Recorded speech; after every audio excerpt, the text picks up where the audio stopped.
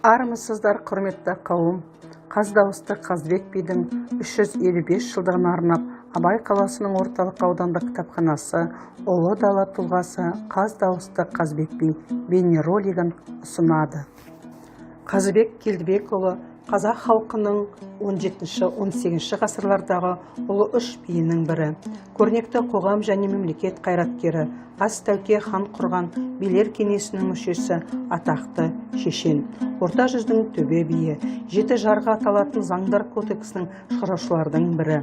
Орта жүз арғын тайпасының Қаракесек руына кіретін Болатқожа атасынан шыққан. 1667 жылы Сырдария өзенінің жағасында дүниеге келген. Нақты туылған жері белгісіз.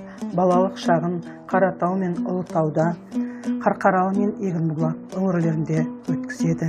Жас кезінен бастап өзінің өткір ақыл оймен және терең біліммен ерекшеленген. Көптеген аңыз әңгімелермен, мақал мәтелдермен және нақыл сөздермен жақсы таныс болған. 14 жасында қазақ елшілерімен бірге жоңғар ханы Сыбанраптанмен келіссөздер жүргізуге аттанады. Өзінің батылдығының және шешендік өнерінің арқасында халықтан ұрланған мүлікті елге қайтарып, тұтқындарды босатады.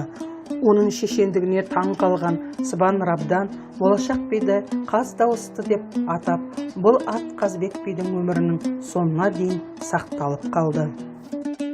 Би 18 ғасырдың 40 жылдарының басында сыр бойынан арқаға қарай көшіп, Ұлытау, Қарқаралы, Қу өңірін қоныс қылып, Семізбұғы тауының беткейлерін жайлаған. Қазыбектен Бекболат, Қазымбет, Базаркелді, Барқы, Сырымбет есімді 5 ұл, Маңқан, Қамқа деген бір қыз туған. Қазыбек ұрпақтары ата-баба жолын қуып, сөз ұстаған, парасатты, әділ қазылар атанған. Баласы Бекболат, одан кейінгі тіленші, Алшынбайларды дүйім жұрт аузына қаратқан әділ де тура билер болған. Белгілі әнші композитор Мәди Бапиұлы да Қазбек бидің ұрпағы. Қожахметов алтын атада бабаның шапанын сақтаған ол кісі де алтыншы ұрпағы.